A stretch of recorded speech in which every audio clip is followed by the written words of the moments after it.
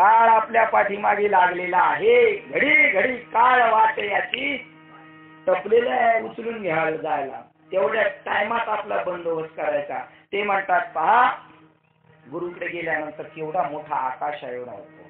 तुम्हाला आता मी प्रश्न विचारणार. तुमच्या नाकात असणार आकाश, प्रकाश, वायू तुमच्या पुरता आहे का जगभर आहे? तुमच्या नाकात असलेला आकाश, प्रकाश, वायू तुमच्या पुरता आहे का जगभर आहे? आज नवीन आलेले दोघे जण ते पाठचे एक जण कोणतरी सांगा. 3 जण आलेत काय? सांगा. तुमच्या नाकात असणार आकाश, प्रकाश, वायू तुमच्या पुरता आहे का जगभर आहे? आता आपण हा जो श्वास घेतोय, हे आणि मी पेटी मासन, मी श्वास घेतोय आणि ते श्वास घेतात, दोघांच्या मध्ये काय असा बंद आहे का? काय मोठा नाही. मग त्यांचा माझा एक, तुमचा माझा. तुम्ही आपण सगळे व्यापक आहोत. ते व्यापक तत्व कशाने कळेल आपल्याला?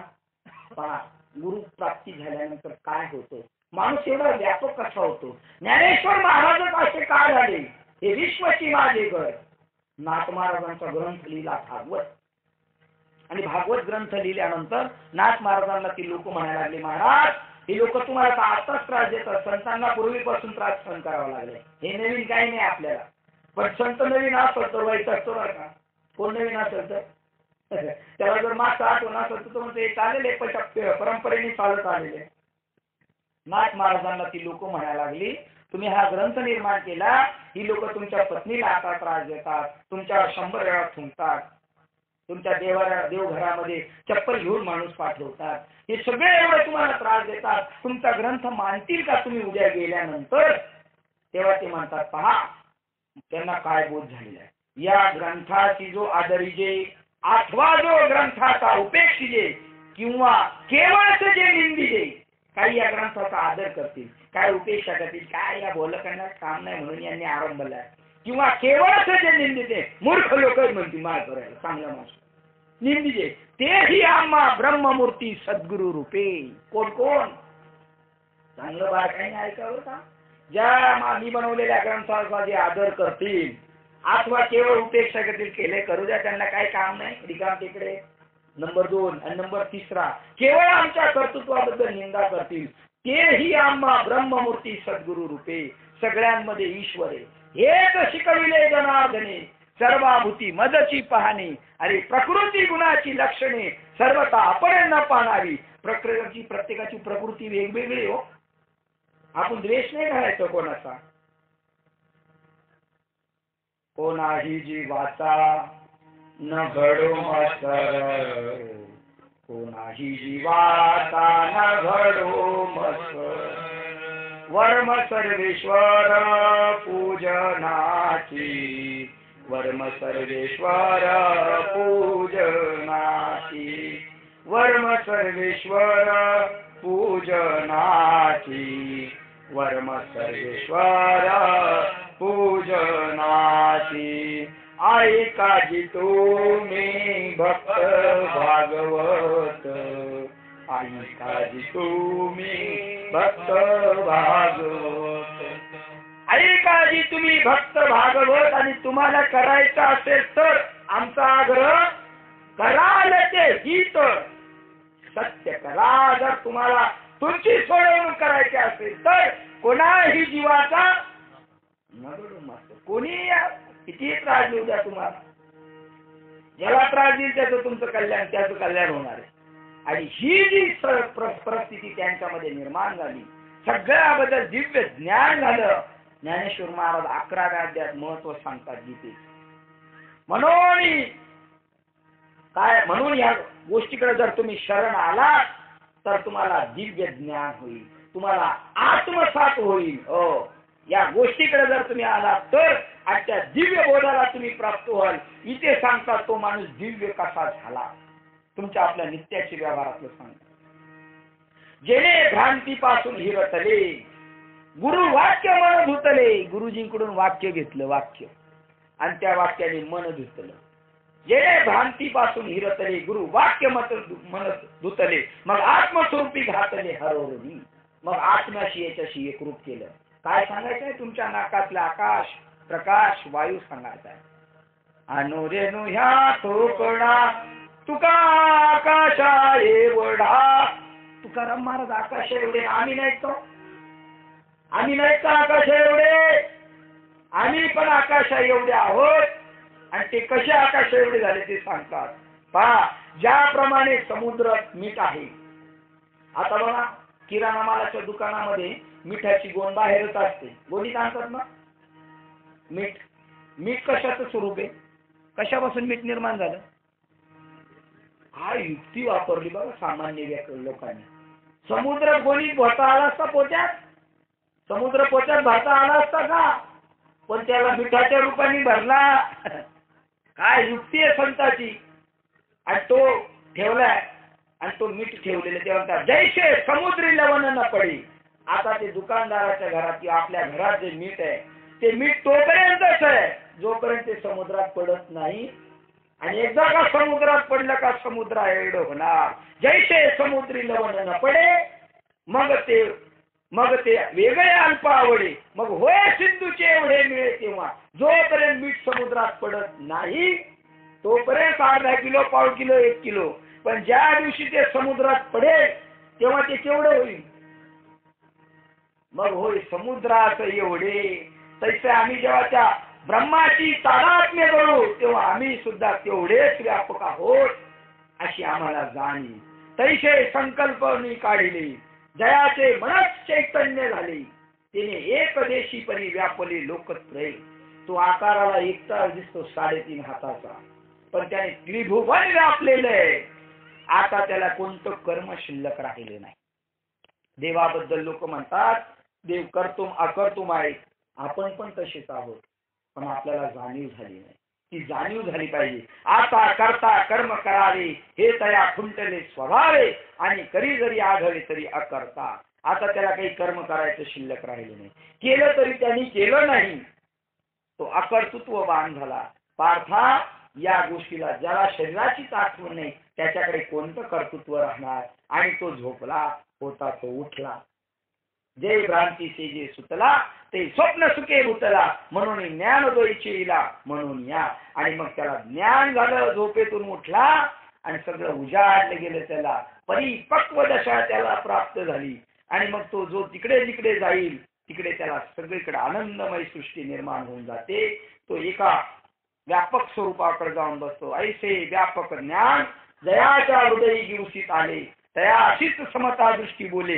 हे विशेष काही पहा. मग त्याला कुत्र्यामध्ये जसं नामदेव महाराजांना कुत्र्यामध्ये देव दिसला, तो टॉपिक आता आलेला आहे 5व्या अध्यायात. त्याला एकदा का उजाडलं का हा मशुपू, हा गजू, हा श्वपजू म्हणजे हा चांडाळ, हा द्विजू, हा ब्राह्मण, हा परका, हा आपला असं उरत नाही ना. तरी हे धेनू आणि हे श्वान, ही गाय, ही कुत्रा त्याच्या दृष्टीने सारखं. कुत्रा बी पवित्र. गायीच्या पोटामध्ये किती देव आहेत? आणि तुमच्या आपल्याला काय माहिती? आपल्याला सांबार चौकशा दुसऱ्याच पायाची सवय लागलेली. आपला आपण कधी पाहिलंच नाही. गायीच्या पोटात 33 कोटी देवता. तुमच्या बी पोटामध्ये 33 कोटी देवता आहे. हे सूर्यचंद्र आहेत 2. हे सूर्यचंद्र आहेत 2 डोळे. हे हातात इंद्राची देवता आहे, आपल्या हातात. सगळ्या याच्यामध्ये देवता आहेत आपल्या 33 कोटी. पण आपल्याला गायीच्या याच्यातल्या माहिती आहेत, आपल्यातल्या माहिती नाही. आपण आपलं पाहायचंय पण आपण दुसऱ्याचं पाहायला जातो. ते म्हणतात ज्या वेळेला आपल्याला ती कळेल तेव्हा गायी वेगळी कळणार नाही, हो, कुत्रा वेगळा वाटणार नाही. हा माझा गुरु आहे, त्याला मोठेपणा. आणि हा परका आहे, हा हीन माणूस आहे, याला वेगळा निवडणार नाही. आणि म्हणून आपल्या भारतीय संस्कृतीमध्ये म्हणतात ज्या ज्या ठिकाणी मन जाय माझे त्या त्या ठिकाणी निज रूप तुझी. मी ठेवितो मस्तक ज्या ठिकाणी. कुठं मस्तक ठेवता? जिथं ठेवाल तिथं.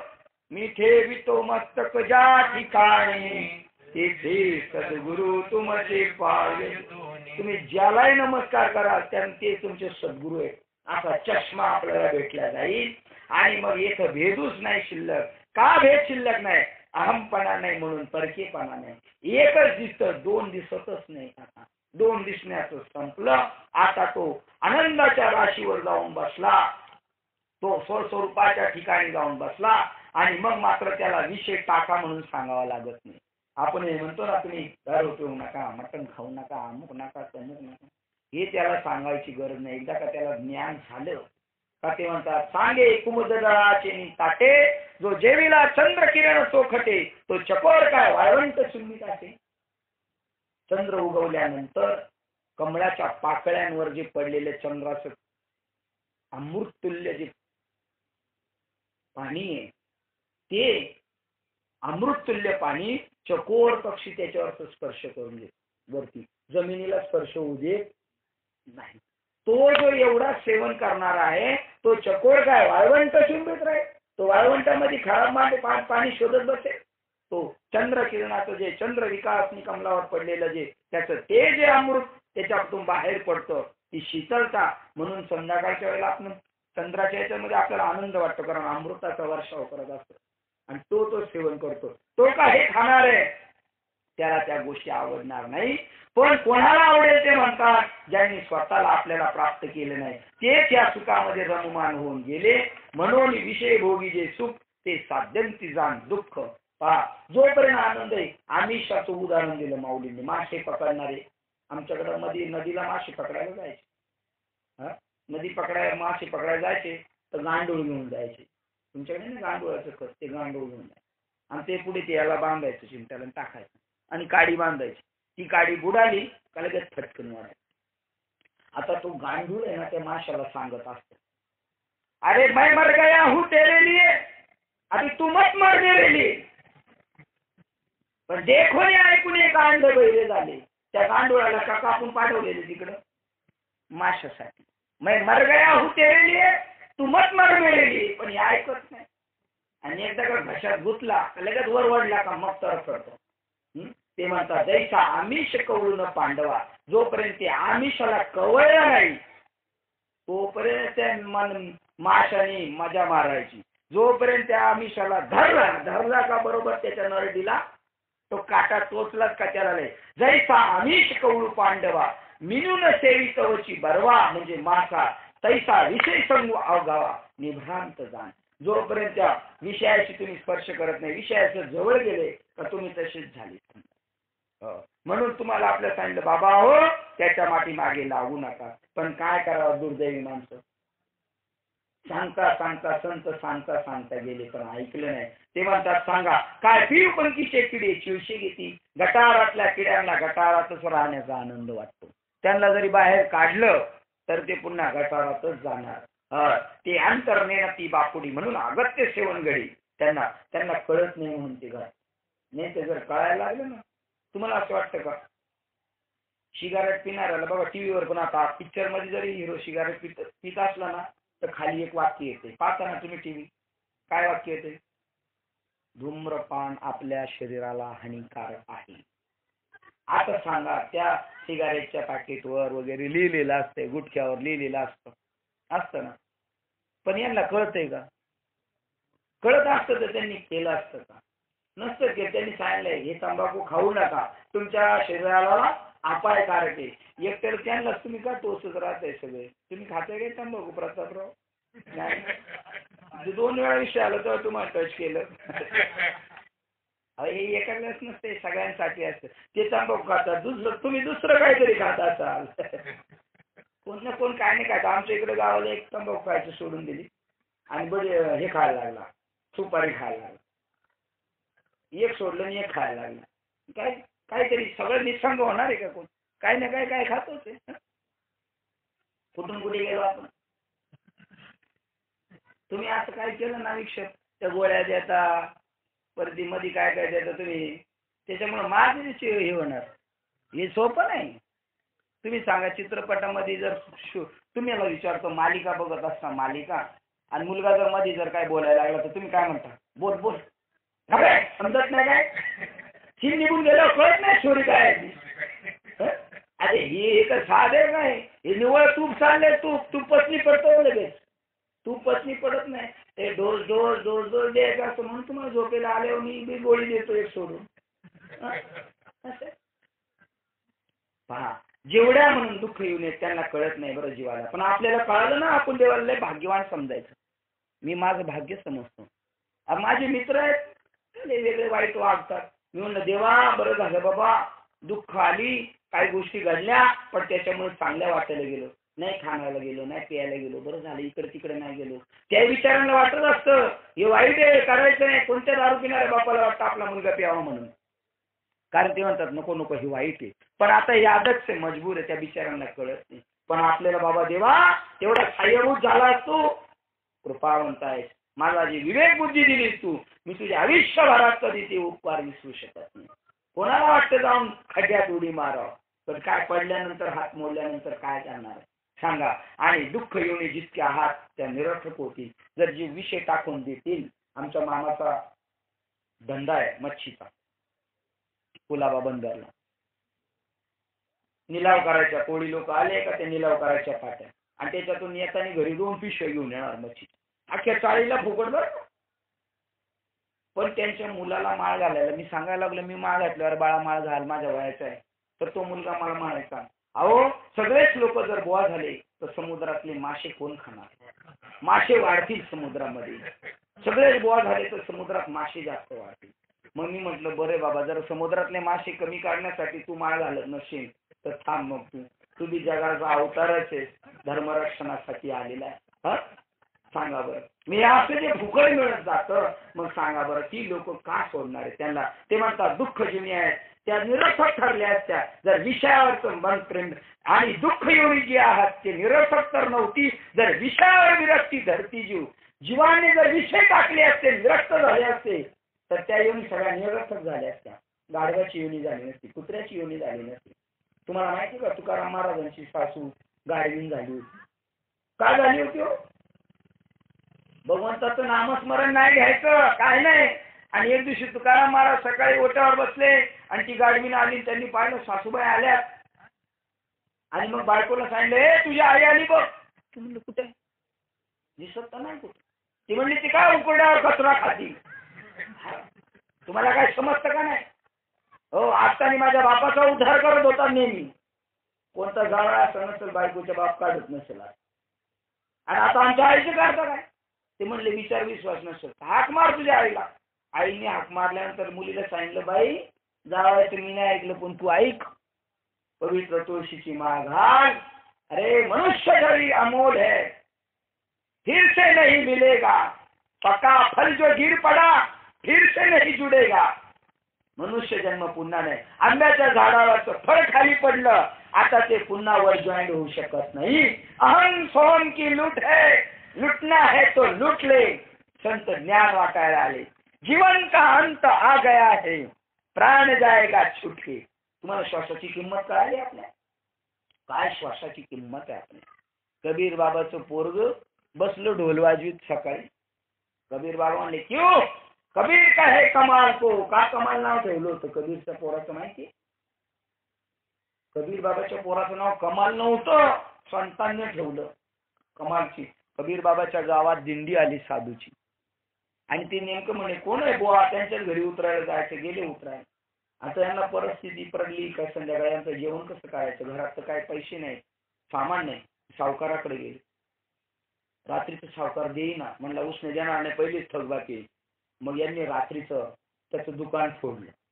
कोणी, कबीर महाराजांनी दुकान फोडलं आणि त्या दुकानातून पोराला आतमध्ये पाठवलं. म्हणलं जेवढा माल उद्याच्या स्वयंपाकाला लागेल तेवढा, जसं आता काल्याच्या कीर्तनाला घेऊन आले ना तुम्ही, तेवढाच माल घेऊन यायचा. मग तेवढा घेऊन आले आणि निघाले. निघाल्यानंतर कबीर बाबा म्हणले आपण तो दुकान फोडले, आपण निघून जायचं नाही, गावचे सगळे चोर सगळा माल लुटून नेतील. तर मग म्हणले आता त्याला उठवायचं, म्हणून थोडा आवाज करायला सांगितलं मुलाला. तो आवाज करून पळतोय, तेवढ्यात पोरगा तोंडाकडून बाहेर पडला. तो मालक उठून आला, त्यांनी पाहिलं चोर चाललाय, त्याचे पाय धरले. आता तो दुकानदार याचे पाय आतमध्ये खेचतोय आणि कबीर बाबा आपल्या मुलाचं डोकं बाहेर खेचतोय. अशी बरीच झकडपकड चालली. आता तो काय ऐके ना, खाल्लेलं मजबूत होतं सावकार, तो काय ऐके ना. तुकाराम महाराज कबीर बाबा म्हणणे आता काय करायचं. तलवार होती हातात, पोराचं शिर कलम करून टाकलं. म्हणले याला जर सोडलं आणि स्वयंपाक केला का सकाळी लगेच ओळख पटून घेऊन येईल आणि साधू जेवणार नाही. तिले चोराचं अन्न खायचं, चोराचं अन्न खायचं नसतं बरं का साधू, पण सगळे साधू चोराचंच अन्न खायला पाहिजे. सध्याच्या युगामध्ये. भीष्माचार्याचं उदाहरण पहा, भीष्माचार्याचं उदाहरण. दुसऱ्याचं खाल्लं, वाईटाचं खाल्लं, नीतिमत्ता सुचली नाही. पण जेव्हा रक्ताने सगळे हे मीठ निघून गेलं आणि मग नीतिमत्तेच्या गोष्टी सांगायला लागला. कोणाला? या जयद्रथला सोडू नको, याला सोडू नको, त्याला सोडू नको. मग द्रौपदी हसली. द्रौपदी हसल्यानंतर भीष्माचार्य म्हणतात, बाईसाहेब तुम्ही का हसलात? शरपंजरी पडलेले का हसले? ते म्हणले, हसू नाही तर काय करू? का हसलं सांगा. म्हणे, तुम्ही आमच्या वड कुळातले श्रेष्ठ ज्येष्ठ आहात, तुमच्या मी पाया पडते. पण तुम्ही सांगा, ज्या वेळेला माझ्या पातळाला त्या दुःशासनाने हात पाहिलं, ओ लय नीतीच्या गोष्टी सांगता आता, ओ थवाचे त्यावेळेला वर पाहिलं का खाली पाहिलं? तो म्हणला, तू म्हणती ते बरोबर आहे. त्यावेळेला खालीच पाहिलं. मग का पाहिलं? आता नीतिमत्तेच्या. त्यावेळेला त्या दुर्योधनाचं अन्न खाल्लं होतं, नीतिमत्ता सुचत नव्हती. पण आता अर्जुनाने बाणाने रक्त काढलं आणि ते मीठ निघून गेलं ना, आता मला नीतिमत्ता सुचत आहे. कबीर बाबाने त्याची मुंडी कलम केली, निघून गेले. निघून गेल्यानंतर जेवण झालं आणि दिंडी निघाली. ज्ञानबा तुकाराम तुमची उद्या निघणार तशी. ज्ञानबा तुकाराम निघाली दिंडी. आणि हा एवढा डांबरट, एवढी मंदबुद्धीची. आता याची मुंडी नाही तरी त्याला चढवले. कोणाला? त्याच्या मुलाला. आणि दिंडी चालल्यानंतर ज्याला शिर नाही तो म्हणतो, ज्ञानबा तुकाराम, ज्ञानबा तुकाराम, ज्ञानबा. ते साधू म्हणले, साध्याचं पोरग दिसत नाही, अरे मुंडी नाही तरी म्हणतोय. आपल्याला सगळ्यांना मुंडी साबूत असून सुद्धा आपण म्हणणार नाही ज्ञानबा तुकाराम. म्हणे यांनी कमाल केलेली. म्हणे कोणाचं पोरग आहे काय? मग मात्र झाला स्फोट.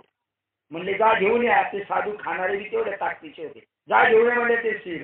ते शिर आणलं, त्याच्यावर ठेवलं, तो जिवंत झाला. आणि तेव्हापासून त्याचं नाव पडले कमाल. आणि त्या कमालला म्हणतात, कमाल कहे कबीर कहे कमाल को क्यों बजावत है ढोल. अरे एक श्वास निकल जाएगा तो 3 लोक का मोल. तुझा एक श्वास जर गेला ना, तर एका श्वासाची किंमत आहे 3 लोकांचं मोल. एवढी ताकद आहे आपल्या श्वासामध्ये. त्याची किंमत आपल्याला कळाली नाही. त्याची जर किंमत कळाली तर आपण जीवनाचं सार्थक करू, आपलं हित होईल. असं करा, हित तुका म्हणे, हित होय तो व्यापार करा, फार काय शिकवावी.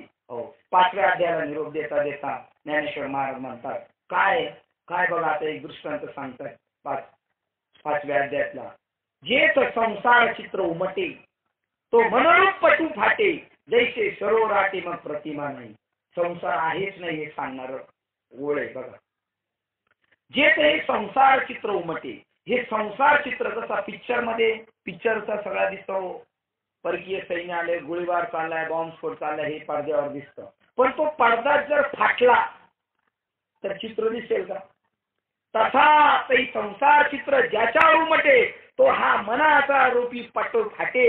आपलं मन संपलं पाहिजे. मन हे गेले विलया ब्रह्मानंदी माझारी. मन हे राम झाले, मन हे राम झाले, प्रवृत्ती ग्रासून निवृत्ती झाले. मन हे मनुष्या बंध कारण मोक्षा. मनच बंधनाला मोक्षाला कारणे, तो मनरूप पटू फाटे. मग संसार चित्र नुमटे, पडदा फाटला, चित्रपट दिसत नाही. तसा मन संपलं. तुका म्हणे मन नये वृत्तीवरी, मी सुखाचे शेजारी पडलो. माणूस मरताना काय प्रक्रिया होती माहिती? माणूस कसा मरतो तुम्हाला सांग. ज्यावेळेला माणूस अंतिम स्टेपवर असतो तेव्हा तो मुलीचं नाव म्हणत असतो, लक्ष्मीला बोलवा, लक्ष्मीला बोलवा, लक्ष्मीला बोलवा. लक्ष्मीला निरोप बी पाठवतात मुंबईला. वडील लास्ट स्टेपवर आहे, तुझा आवाज हाक मारतात तुला, तू ये. ती म्हणली, आता मुलांच्या परीक्षा आल्या, परीक्षा झाल्यावर येते. आता परीक्षा तोपर्यंत थांबणार आहे का? तिकडे तिच्या मुलाच्या परीक्षा, इकडं इकडं बापाची परीक्षा, तिकडे मुलाची परीक्षा. मग ती येते हो ना करता. ज्या वेळेला येते आज 15 दिवसांनी, तोपर्यंत वाचा संपली. 15 दिवसांनी निरोप झाला, अरे लक्ष्मी आता वाचा बी संपली, आता बोलत नाही. पहिले म्हणायचे लक्ष्मीला, आता वाचा संपली, आता येत नाही, ये लवकर. ती म्हणे, झाला शेवटचा पेपर झाल्यावर येतेच. त्याच्यानंतर पुन्हा निरोप गेला, आता आजोबा ओळखत नाही, कोण आलं कोण गेलं कळत नाही. वाचा आधी जाते, मग माणसाचं काय जातं? मन जातं. मन ओळखत असतं. आणि लक्ष्मी आली महिन्याने. मग लक्ष्मी आल्यानंतर म्हणते, बाबा मी आले.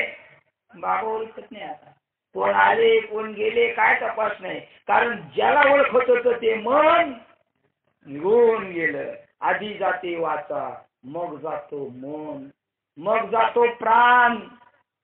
प्राण गेले म्हणतात, गेले तरी जात नाहीत बरं का, तरी गेलेले नसतात, तरी परत येतात. काही लोक रडायला सुरुवात करतात, श्वास बंद झाला, मोठमोठ्याने रडायला लागले का परत म्हातारा डोकं डोळे उडून पाहत, हाय हाय हाय नाही. मग म्हणले वाचवा, परत श्वास आला. म्हणून अटॅक झालेल्याला लगेच पेटवत नाही, त्याला ठेवतात 2-3 तास, पुन्हा येण्याची शक्यता आहे त्याच्यामध्ये प्राण.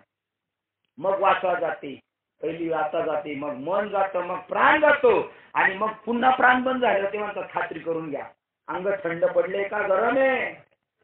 मग तेच तत्व जातं शरीरातलं. पूर्वीच्या काळी आम्ही लहान होतो तेव्हा मयत जर गेलो पेटवायला नदीवर तर मयत पेटल्या पेटल्या निघत नव्हते. आता अग्नी टाक दिल्या का लगेच निघतात. तेव्हा कुठपर्यंत थांबत होते सांगा तुम्ही. मग खोबडी फुटली पाहिजे ना, खोबडीत तर सगळं आहे. खोबडी फुटत आवाज येतो. अर्जुना, तो धनंजय नावाचा वायू आहे ना, तो शेवटपर्यंत साथ देतो. तो नाही ना, मी हे घर सोडून जाणार नाही. 11 महिने डिपॉझिट वर राहिलेली लोक खोली सोडताना रडतात. खोली स्वतःची नाही, 11 महिने राहिले डिपॉझिट वर, हे रडतात आणि शेजारी रडतात. तसा तो धनंजय नावाचा म्हणतो 70 वर्ष याच्या खोबडीत मी राहिलोय, आता मी जाणार नाही. तो शेवटपर्यंत चान्स सोडित नाही, पण जेव्हा ठो होतो त्यावेळेला तो निघून जातो. असं माणसाचं मरण आहे. असा तो जातो. अर्जुना, जे तर संसार चित्र उमटे, मग ती लक्ष्मी ओळखत नाही. मग वडिलांना आलेले मन गेलं, मन गेलं, आता कोणाला ओळखत नाही. ते मन आहे तोपर्यंत आपला परका भावी माणसं. साधूचं मन संपलं, मनच राहून झालं. ते सांगतात तो मनरूपपटू फाटे, चित्रपट ज्याच्यावर दिसतो तो मनाचा पडदा फाटला का संसार चित्र नुमटे. मग सरोवर आटे प्रतिमा नाही. सरोवरामध्ये जर पाहिलं जाऊन तर कुत्र्याचं चित्र दिसतं, कुत्र्याने पाहिलं तर. आपण जर गेलो नदीच्या किनारी आणि त्या सरोवरामध्ये पाहिलं तर आपण आपलं चित्र तसंच दिसतं. पण ज्यावेळेला त्या सरोवरातलं पाणी आटतं त्यावेळेला चित्र दिसत. तसा मायारूपी पाणी जे आहे, ही सगळी मायारूपी पाणी जेव्हा संपेल तेव्हा सरोवर आटलं जाईल. अध्याय क्रमांक 5 ला आपण निरोप देत आहोत. 6व्या अध्यायात फक्त पदार्पण करू, म्हणजे मग उद्या चालता येईल आपल्याला थोडस, ठीक आहे. 6वा अध्याय म्हणजे लोक सांगतात, लोक म्हणतात अष्टांग योग येतो. अरे तो योग नाही बाबा, योग या शब्दाचा अर्थ कळाला नाही लोकांना. प्रत्येक अध्यायाला वाक्य ज्ञानयोग, कर्मयोग, अजून कोणता भक्तियोग. बरं त्याचे लोक म्हणतात अधिकारी वेगवेगळे. बिलकुल अधिकारी वेगळे नाही. तुम्ही आम्ही कर्म मार्गाचे अधिकारी, तुम्ही ज्ञान मार्गाचे, आम्ही भक्ती मार्गाचे. मूर्खा, एकाला ते सगळे सांगितलेले मार्ग आहेत. आमच्या ताईसाहेब स्वयंपाक करतात, ते स्वयंपाक करणं हे त्यांचं काय कर्मयोग येतो त्यांचा. पण कर्म करत असताना मीठ किती टाकलं पाहिजे, मिरची किती टाकली पाहिजे, याचं त्यांना काय पाहिजे, तो ज्ञानयोग आहे त्यांचा. आणि करत असताना जसं हॉटेलवाला बनवतो तसं ते बनवतात का? द्या 2 उत्तप्पा द्या, 2 मसाले डोसा द्या, तसे ते बनवतात का? प्रेमाने बनवतात. मालक कामावरून आले थकून भागून, मुलगा कॉलेजवरून आलाय, त्याला बनवलं पाहिजे. सासरे खूप सासू सासऱ्यांनी मला जीव लावला, असं भक्तिमय वातावरणात ती बनवते स्वयंपाक. तो कोणता योग आहे तिचा? अरे 3 योग एकाच व्यक्तीसाठी आहेत. पण काय करावं याच्या अधिकारी कळालं नाही. ही ज्ञानेश्वरीच कळालेली नाही. 700 वर्ष झाली, दिक्कत लोकांना कळालेली नाही. पण कसं काय तुमच्या वाट्याला आले राम जाणे. तुमच्या वाट्याला कशी काय आली? दिग्गज लोक आहेत, मोठमोठे कीर्तनकार येतात ज्ञानेश्वरी पाहायला, कळत नाही. तेव्हा ज्ञानेश्वरी ग्रंथालय क्लिष्ट क्लिष्ट, तुझं खानदान क्लिष्ट, पण ज्ञानेश्वरी सोपी. तुका म्हणे सोपी आहे सर्वा म्हणे, शहाणा तो धनी. शहाणा पाहिजे इथं, 150 इथं शहाणा पाहिजे. शहाणे लोक घेतात. सोपं कशावरून सोपं आहे तुम्हाला सांगू व्यवहारातलं. रंगनाथ महाराज परगणकर वारकरी संप्रदायाचे फार मोठे प्रवर्तक, त्यांनी सांगितलं. ते म्हणाले चालू द्या, थोडी किलबिल पाहिजे. हो, 18 औषधी तिथं होती आणि तिथं गीता सांगितली. किती? हिले कमी. आणि बरं त्याच्यात घोडे हत्ती, घोडे काय गप्प बसले असते, हे कळत राहिले असतील घोडे. आणि एवढ्या गडबडीत अर्जुनाला काय सांगितली, आपला ग्लास पाडला तरी आपण ते शांतता ठेव. हे तर आता समजायचं काय चालू झालंय, महाभारत चालू झालेले. कुठून कुठे गेलो आपण. हो, रंगनाथ महाराज परभणीकर सांगतात संसार करणं अवघड हो, सगळ्यात अवघड संसार करणं. एक तर पोरगाला बालवाडीत पहिलं खाता घेत नाही बरं का, बालवाडीतच त्याची परीक्षा आहे. केजीला सिनियर केजी ज्युनियर केजी तिथंच त्याची इंटरव्ह्यू. तर त्याला डिग्री मिळाल्यानंतर बी त्याची इंटरव्ह्यू चालू आहे डिग्री पर्यंत. मग त्याला केजीलाच मिळत नाही ऍडमिशन, सिनियर केजीला नाही, मग चांगलं कॉलेज चांगलं हायस्कूल त्याच्यातून चांगल्या मार्कांनी पास होत नाही. झाला तर पुढचा वर्ग चांगला नाही झाला, चांगली डिग्री मिळाली चांगली नोकरी मिळत नाही. बरं चांगली नोकरी मिळाली तर चांगली छोकरी मिळत नाही. बरं चांगली छोकरी मिळाली, आता पुढे संतती चांगली होईल म्हणून सांगतात. बरं अर्जुना, बरं सांगतात रंगनाथ महाराज, अर्जुना तिथं तर कोणाची मदत घेता येत नाही. असला दुर्धर प्रपंच तुम्ही करता ना, एवढ्या अवघड गोष्टी तुम्ही करता, त्याच्यापेक्षा परमार्थ फार सोपा, भक्ती पंथ बहु सोपा, सगळ्यात सोपं. एक वेळेला पोट भरणं अवघड.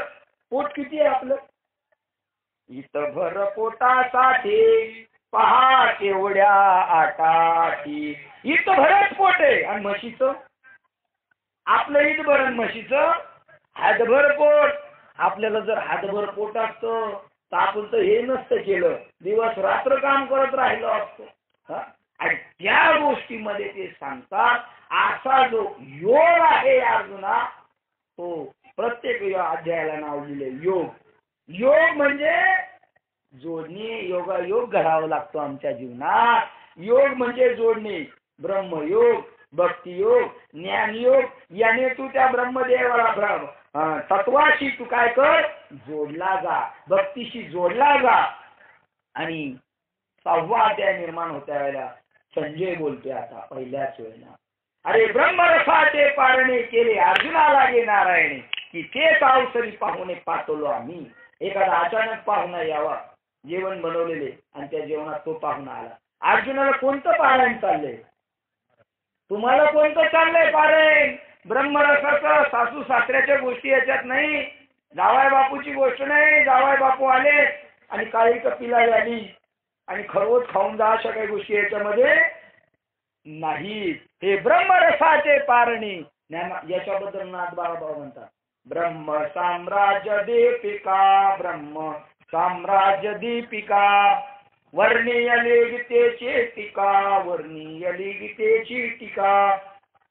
विठोबाचा प्राण सखा, विठोबाचा प्राण सखा, ज्ञानोबा माझा, ज्ञानोबा माझा, साधकाचा माय बाप, साधकाचा माय बाप. ज्ञानोबा आपण जोडायचो माऊलीशी नातं, मग तो साधकाचा माय बाप आहे. साधक झाल्यानंतर त्याच्या शंकांचं निरासन करतो. असं ब्रह्मरसाचे पारणे, तुकोबारांचा ब्रह्मरस घेई काढा तेने सगळ्या पिढा वारे. अरे ब्रह्मरस ओढी जया असं लागली, वासना निमाली समूळ ज्यांची. एकदा का त्या ब्रह्मरसाची गोडी लागली, रामरसाची, रामरसाची चवी आन रस रुचती केवी, दुसरे रस त्याला आवडू शकत नाही. ते म्हणतात ब्रह्मरसाचे पारणे. कशाच्या योगाने? कैसी दैवाची थोरी नेमीचे. संजय म्हणतो काय माझं दैव, अहो मी तर एक नॉर्मल माणूस, घोडे पारखी, पण मला ही योग्यता आली, जे अर्जुनाला भेटलं ते मला भेटलं. माझं परम भाग्य. कैसी दैवाची थोरी नेणीजे, तैसे जैसे ताणियाचे तोय सेविजे, की तोच चवी करून पाहिजे तो अमृत आहे. सहज प्यायला गेलो, तहान लागली म्हणून प्यायला गेलो, आणि हातात काय घोट, का घशात काय उतरला घोट, अमृत. हे नाम आहे ना, नाम काय, नामामृत गोडी वैष्णवाला धने, योगिया साधले जीवन कळा, जीवन कळा. नामामृत गोडी वैष्णव, नामामृत सुखे सेवी सावकाश, मोक्ष द्याच्या पुढे भूस दृष्टी पुढे. हे जे नामामृत आहे ते मला मिळालं, अचानक मिळालं, अकस्मात तहान लागली म्हणून पाणी प्यायला गेलो तर अमृत मिळालं. तैसे आम्हा तुम्हा झाले हे आडमुठी तत्व फावले, तव धृतराष्ट्र म्हणतले हे तू तो न पुसो. हे मी तुला विचारलं नाही, हे ब्रह्मरसन वगैरे मी तुला विचारतोय. माझ्या मुलाचं पंडूच्या मुलांच्या मारामाऱ्या चालल्या, त्याचं काय झालं? पण काय गीतेचं महात्म्य बरं, तुमचं परम भाग्य. तुम्ही जे आज ऐकताय ना हे तुम्हाला मोक्षाला घेऊन जाणार आहे. 15व्या अध्यायाचा शेवट पहा. 15व्या अध्यायातच खरी गीता संपली बरं का. हे 16, 17, 18 अध्याय आहेत ना ते रिपीटर लोकांसाठी आहेत. ज्यांचे विषय सुटले नाहीत त्यांना पुन्हा ऑक्टोबरच्या परीक्षेला बसायचंय. 15व्या अध्यायापर्यंत त्याला ब्रह्मज्ञान झालं पाहिजे. पण 15व्या, 16व्या आणि 17व्यात सांगितलं तू का कच्चा ठरला, काय कोणते विषय राहिले, तुझे विषय राहिले ते 16 आणि 17व्या अध्यायात सांगितलं. धृतराष्ट्र रेडा माऊली 9व्या अध्यायात म्हणतात. हा म्हशीचा रेडा जर पाण्यात बसल्यानंतर किती त्याला हाकलला तर तो उठत, तसा हा धृतराष्ट्र पुत्र मोहाने इतका स्नेहित झालेला आहे, मोहित झालेला आहे, त्याला काहीच कळत नाही. पण 15वा अध्याय उजाडल्यानंतर ज्ञानेश्वर महाराज म्हणतात धृतराष्ट्राला मोक्ष मिळाला, त्याचा अंत काळ गोड झाला आणि धृतराष्ट्राला मोक्ष मिळाला. माऊली कसं काय त्याला मोक्ष मिळाला? तुम्ही तर मागे म्हणाला तो ऐकत होता त्यावेळेला योग्य अधिकारी नव्हता. अर्जुना, द्राक्षाच्या झाडाला दूध टाकलं, द्राक्षाच्या झाडाला दूध टाकतात माहिती का तुम्हाला? ते हिरवे खाताने आंबट, द्राक्ष गोड लागतात. पूर्वीचे काळात आता नाही टाकत, आता रसायन टाकतात खत. पूर्वी दुधात दूध टाकायचे द्राक्षाच्या झाडाला, आणि आता टाकलेलं दूध द्राक्षाच्या झाडाला वाटतं वाया गेलं, पण ज्याला फळ येतं तोंडात टाकतो त्याला म्हणतो गोड लागतंय, अमृत तुल्य गोड दूध आहे.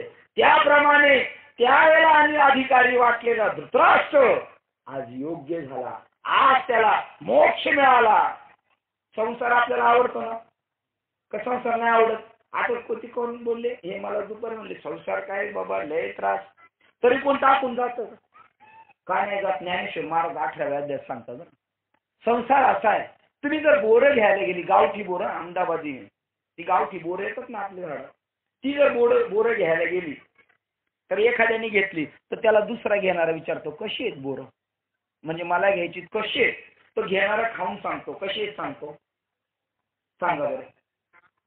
आंबट गोड आहे काय म्हणतो? नुसती गोड बी नको त्याला, कशी पाहिजे? आंबट गोड आहे का? मस्त आहे, आंबट गोड आहे. तसा संसार आहे ना, आंबट गोड आहे. ती बोरं जशी टाकवत नाही आंबट गोड आहे म्हणून नको म्हणतो तरी टाकतो तोंडात, तसा संसार आंबट गोड आहे. त्याच्यात कधी आनंद बी आहे, गोड बी आहे, कधी आंबट बी आहे, म्हणून तो टाकवत नाही, तो आवडतो आपल्याला संसार. आणि त्याच्याबद्दल ज्ञानेश्वर महाराज म्हणतात, हा धृतराष्ट्र म्हणतो, ते संजय म्हणतो धृतराष्ट्र तुला मला हे असं मिळालं, तर संजयाला तो म्हणतो हे तुला विचारलं नाही, माझे कुमार तिथे गेले त्यांचं काय झालं, हे जाणवली म्हणी हसीनला, म्हणा म्हातारा मोही नाशिला, एरवी बोलू तरी भला झाला अवसरी. याला काय म्हणा, माझा राजा असल्यामुळं, मालक असल्यामुळे मला याला काही बोलता येत नाही. पण आता असं झालं, हा 6वा अध्याय सांगतो, ब्रह्माला जोडण्याचा मार्ग शिकवतो. कसं जोडायचं? तुम्ही ध्यान घेतलं, 4थ्या अध्यायात ज्ञान ऐकलं, ज्ञान ऐकल्यानंतर प्रॅक्टिकल ऐकलं, ज्ञान घ्या म्हणून 4थ्या अध्यायात सांगितलं. 5व्या अध्यायात सांगितलं ज्ञानाने काय प्रक्रिया होती, कर्तुम अकर्तुम अन्यथा कर्तुम होतो जीव. मग 7व्या अध्यायात करायचं कसं, तो प्रॅक्टिकल सांगणारा 6वा अध्याय. कसं ध्यानाला बसायचं, कसं चिंतन करायचं, कसा तो मंत्र सिद्ध करायचा, तो 6वा अध्याय. ते म्हणतात परी ते काय सांगावा, अध्याय 6वा वरी साहित्याची वरी बरवा, सांगितले म्हणून परिसावा चित्त देऊने. तुम्हाला मी 6वा अध्याय सांगतो, आणि त्या 6व्या अध्यायाची महती सांगताना ज्ञानेश्वर महाराज म्हणतात, माझा मराठाची बोल कौतुके परी अमृता ते पैजा जिंके, ऐशी रक्ष अक्षरे रसिके मिळवीन. मी याच्यातून एक गीता तत्व आहे त्याच्यापेक्षा वरचढ करेल. माझी मराठी भाषा आणि गीता जर बाजूला ठेवली ज्ञानेश्वरी, तर कोणता अध्याय वाचाल तुम्ही? तर गीता श्रेष्ठ वाटेल का तुम्हाला ज्ञानेश्वरी? तर दोन्ही तुम्हाला सारखे वाटतील. नवे नवे ज्ञानेश्वरी त्याच्याही पेक्षा सोपी वाटेल. तुम्हाला उद्या सांगू आपण ज्ञानेश्वरीचं मग. आज काशीमध्ये जी लोक आहेत ना शास्त्री शिकायला अभ्यास करायला गेले, त्यांना गीता जर कळाली नाही तर ते म्हणतात महाराष्ट्रामध्ये ज्ञानेश्वर नावाचे संत होऊन गेले, त्यांनी गीतेवर टीका केली. ती आणा बरं सोपी कशी आपण समजून घेऊ. गीता समजून घेण्यासाठी ज्ञानेश्वरी येतात लोक, तिच्या योगाने सोपी केली. अशी सोपी केली ही अमृताला सुद्धा पैजेने जिखी. आता आत्मप्रभा नीच नवी तेची करुणी ठाण देवी. जो इंद्रियाचे चोरून जेवी तयासीच फावी. अभ्यास कसा करायचा असतो एक दिवसात होत नाही. ह्या ओळीवरून मी माझा अभ्यास कसा झाला सांगतो तुम्हाला ज्ञानेश्वरी. आता आत्मप्रभा नीच नवी तीच करून ठाण देवी. पाठ करायला गेलो का विसरायचं एक ओळ, याच्यातली पाठ करायला गेलो का एक ओळ विसरायचं. पण एक म्हणायचं ठाण देवी, ठाण देवी तेची करून ठाण देवी.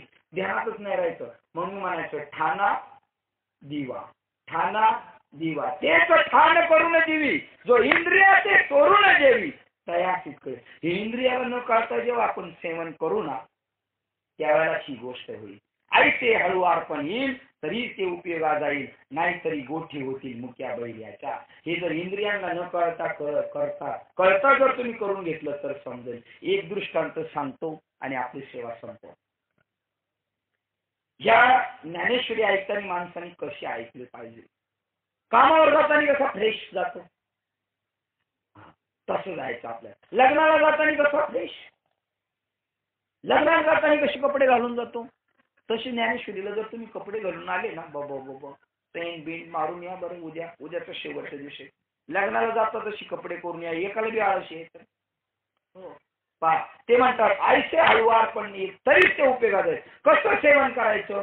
त्या कमल कलिकेवर भुंगा बसतो आणि त्यातला मकरंद सेवन करतो. कमळाला पडून नाही दिसत का. कमोदिनी काय जाणे परिमळ भ्रमर बोलितसे. कुमोदिनी काय जाणे तसं हळुवार ठेवायचे. आणि जर तसं नाही ऐकलं तर गोठी होतील मुक्या बहिऱ्याच्या. म्हणजे प्रवचन केलं मुक्याने आणि ऐकलं बहिऱ्याने. पहा दोघे जण मित्र होते. त्यांनी ठरवलं आमच्याकडे भुईमुगाला शेंगा कुठे येतात माहिती ना तुम्हाला. शेंगा खाली येतात. आणि मग दोघांनी ठरवलं, एका मुक्यानी एका बहिऱ्याने आंधळ्याने ठरवलं का मोठ्या सरपंचाचा भुईमुग चोरून आणायचं शेंगा. आणि दोघ जण गेले आणि बहिऱ्याला सांगितलं तू लक्ष ठेव मालक बिलक कोणी आला तर. आणि आंधळा गेला आणि त्याला सांगितलं तू शेंगा उपटून घेऊन ये भुईमुगाच्या. तो आंधळा गेला. आता आंधळ्याला जात आंधळा, तो जन्मताच आंधळा, त्याला कुठं माहिती शेंगा खाली येतात. तो असं झाडाला चापतो कुठे शेंगा कुठे शेंगा. तर तो म्हणतो त्या बैलाला अरे सारा पाला पालाच आहे. काय म्हणला तो. सारा पाला पालाच आहे. आणि त्या बैलाने ऐकलं मालक आला. हे तुमच्या पळापळी त्यांची चालू. हा म्हणतो सारा पाला पाला आणि तो काय म्हणतो मालक आला. तसं व्हायचं म्हणतात ज्ञानेश्वरी ऐकताने. नाही तरी गोठी होती मुक्या बहिऱ्याच्या. आज महाराष्ट्रामध्ये ज्ञानेश्वरी लोक ऐकतात पण सांगणारे मुक्या ऐकणारे बहिरे परिणाम काहीच नाही ना. म्हणून मुक्य बहिरे. समजा आता एखाद्याला इथे एखाद्याने गाडण्याची शिवी दिली परिणाम होईल की नाही. म्हणजे तिथं बहिरा नाही आणि इथं मात्र बहिरा आहे. कारण तेवढ्या अर्थ ते नाही ऐकत, तेवढ्या आत्मे ते नाही ऐकत. उद्याचा शेवटचा दिवस आहे. तुमची आपली पुन्हा भेट होणार नाही. झालेली आहे. काही गोष्टी समजून घ्या आणि अशा महात्म्याचा शोध घ्या. ज्ञानेश्वरी वाचा, घरी ज्ञानेश्वरी घेऊन या. शेवटपर्यंत सांगणार ज्ञानेश्वरी तुम्हाला तारक आहे.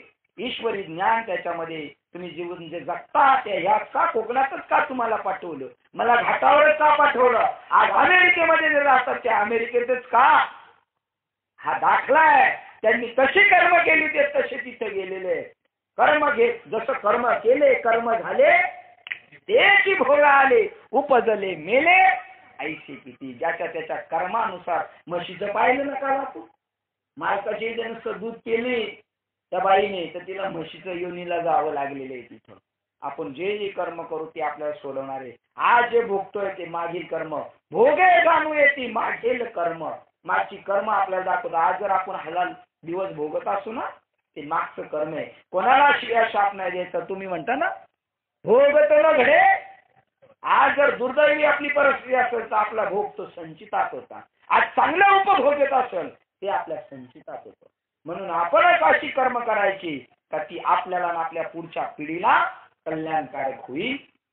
6व्या अध्यायातल्या 26 क्रमांकाच्या ओळीला थांबतो. झालेली सेवा हृदयस्थ सद्गुरू सच्चिदानंद श्रीपाद बाबा रामदास बाबा अधिष्ठान परमात्मा हनुमंतराय तुम्हा सर्वज्ञांच्या चरणावर सेवा समर्पित करून सेवेला आपण इथे पूर्ण विराम देऊया. कुंडली गौरदेव हरिष